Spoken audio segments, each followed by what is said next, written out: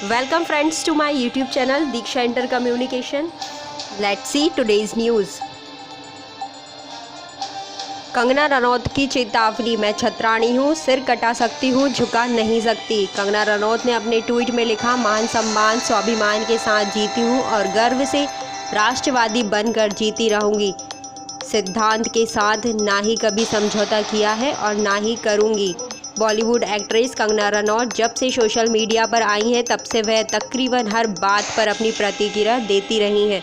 एक तरफ जहां उन्होंने महाराष्ट्र सरकार से पंगा ले रखा है, वहीं दूसरी तरफ हाल ही में उन्होंने संसद में जया बच्चन के बयान पर प्रतिक्रिया देकर भूचाल खड़ा कर दिया। कंगना ने सीधे तौर पर कहा कि अगर आपका बेटा फांसी के फंदे पर लटका होता तो क्या आप भी यही बात कहती?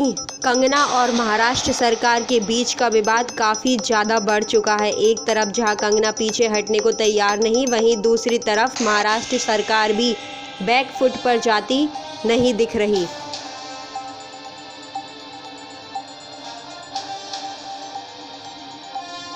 अगली बड़ी खबर, पेट्रोल डीजल के घटे दाम, देखते हैं कितनी है कीमत।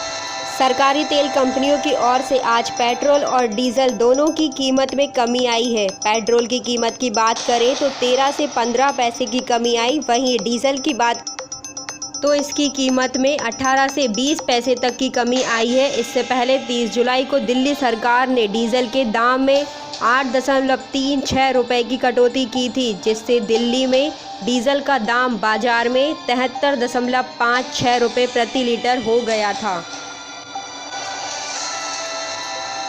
अगली बड़ी खबर, देश का सबसे शक्तिशाली इंजन तैयार, अकेला खींचेगा मालगाड़ी के 150 डब्बे।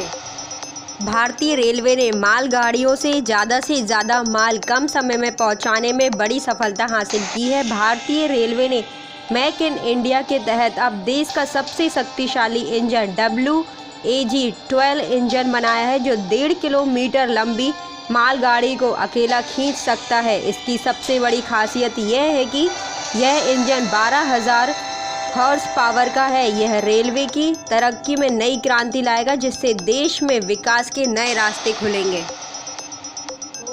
बढ़ते हैं अगली बड़ी खबर की ओर। नरेंद्र मोदी को जन्मदिन पर राहुल गांधी ने दी बधाई। ट्विटर पर राष्ट्रीय बेरोजगारी दिवस ट्रेंड कर रहे विरोधी।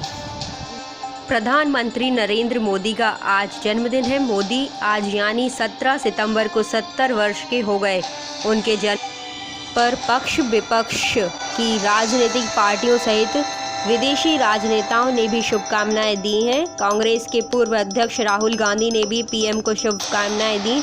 उन्होंने ट्वीट कर लिखा कि पीएम नरेंद्र मोदी जी को जन्मदिन की बधाई। नेपाल के प्रधानमंत्री केपी ओली ने भी पीएम को जन्मदिन की शुभकामनाएं दी। साथ ही उन्होंने यह कहा कि भारत और नेपाल के बीच संबंधों को मजबूत करने की दिशा में दोनों नेता मिलकर काम जारी रखेंगे। अगली बड़ी खबर, बिहार, यूपी और झारखंड सहित देश के कई हिस्सों में बारिश की संभावना। मौसम विभाग ने जारी किया अलर्ट। बंगाल के उत्तर पश्चिम की खाड़ी में एक कम दबाव का क्षेत्र बनने की संभावना। भारत मौसम विज्ञान विभाग IMD ने कहा कि ओडिशा, तटीय और दक्षिणी आंतरिक कर्नाटक, केरल और अंडमान और निकोबार क्षेत्र में 19 और 20 सितंबर को व्यापक रूप से मूसलाधार बारिश होने की संभावना है। राजस्थान के गंगानगर से लेकर बंगाल की खाड़ी तक हवा का निम्न दबाव बने रहने की संभावना जताई गई। बढ़ते हैं अगली बड़ी खबर की ओर। बड़े आलू, टमाटर और प्याज के दाम। कोरोना काल में टमाटर अब कई जगहों पर शतक लगा चुका है। वहीं आलू 50 रुपये किलो बिकने लगे हैं, जबकि प्याज के दाम एक हफ्ते में दोगुना होने से लोगों के आंसू निकल रहे हैं। हालांकि सरकार प्याज के रेट ना बढ़ने पाए, इसके लिए काफ़ी उपाय करते हुए सरकार ने सोमवार को प्याज की सभी किस्मों के निर्यात पर तत्काल प्रभाव से रोक लगा दी। बावजूद उसके दाम तेज़ी से बढ़ रहे हैं। जहां तक टमाटर की कीमतों में उछाल की बात करें तो देश के दक्षिण और पश्चिमी इलाकों में भारी बारिश के टमाटर की आपूर्ति प्रभावित हुई है। यही वजह है कि मालदा, ऐजल और इम्फाल में इसकी खुदरा कीमत 100 रुपये प्रति किलोग्राम तक पहुंच गई है। अगली बड़ी खबर आ रही है दिल्ली से। नई दिल्ली रेलवे स्टेशन को खरीदेंगे अडानी। राष्ट्रीय राजधानी नई दिल्ली में कनॉट प्लेस के पास स्थित नई दिल्ली रेलवे स्टेशन को खरीदने के लिए अडानी भी इच्छुक है। रेल मंत्रालय की रेल लैंड डेवलपमेंट अथॉरिटी ने बीते दिनों नई दिल्ली रेलवे स्टेशन के निजीकरण के सिलसिले में जो प्री बीड मीटिंग का आयोजन किया था, उसमें इस समूह के प्रतिनिधि भी उपस्थित थे। गौरतलब है कि केंद्र सरकार ने हाल ही में लखनऊ, जयपुर और अहमदाबाद समेत देश के 6 हवाई अड्डों का निजीकरण किया है। वह सब के सब अडानी ने ही लिए हैं। बढ़ते हैं अगली बड़ी खबर की ओर। आरबीआई गवर्नर शक्तिकांत दास ने अर्थव्यवस्था को लेकर जताई चिंता। भारतीय रिजर्व बैंक के गवर्नर शक्तिकांत दास ने कहा कि कुछ संकेतक भारत में आर्थिक गतिविधियों के स्थिर होने की ओर इशारा कर रहे हैं, लेकिन रिकवरी क्रमिक तौर पर ही होगी। भारत के प्रमुख अर्थशास्त्रियों और बैंकों का अनुमान है कि कोरोना महामारी के कारण भारत की अर्थव्यवस्था मौजूदा वित्त वर्ष में यानी मार्च 2021 के अंत तक तकरीबन 10% तक संकुचित हो सकती है। बुधवार को आरबीआई गवर्नर शक्तिकांत दास ने Indian chambers of commerce and industry की राष्ट्रीय कार्यकारिणी के सदस्य को बताया कि कुछ संकेतक चालू वित्त वर्ष की दूसरी तिमाही में आर्थिक गतिविधियों के स्थिरीकरण की ओर इशारा करते हैं। उन्होंने कहा, अर्थव्यवस्था में सुधार अभी गति में नहीं पहुंचा है। सभी संकेतों पर गौर करें तो रिकवरी धीरे धीरे होने की संभावना है, क्योंकि कोरोना संक्रमण के बढ़ते मामले अर्थव्यवस्था के फिर से खुलने की दिशा में बाधा साबित हो रहे हैं। बढ़ते हैं अगली बड़ी खबर की ओर। कोरोना की रूसी वैक्सीन स्पुतनिक भारत में भी लाने की तैयारी।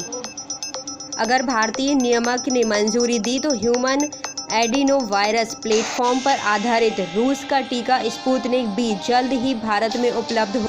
इसके अलावा वैक्सीन के उत्पादन के लिए भारत के 5 बड़े मैन्युफैक्चरर से बात चल रही है। ये उत्पादन न सिर्फ भारत के लिए बल्कि पूरी दुनिया के लिए होगा।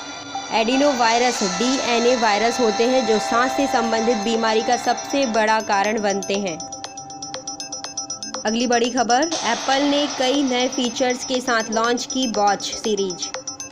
दुनिया भर के तकनीकी प्रेमियों के लिए और ख़ास तौर पर एप्पल गैजेट्स इस्तेमाल करने वालों के लिए बीती रात काफ़ी खास रही। कोरोना वायरस महामारी के इस दौर में जहां ज़िंदगी लगभग रुकी सी है, वहीं इस इवेंट ने लोगों को कई नई चीज़ें दी। खास तौर पर सेहत को लेकर भारतीय समय अनुसार मंगलवार रात करीब 11 बजे एप्पल ने एक वर्चुअल इवेंट में कई नए प्रोडक्ट लॉन्च किए। इसमें सबसे वॉच सीरीज, जिसे personalised workout subscription fitness plus के साथ लॉन्च किया।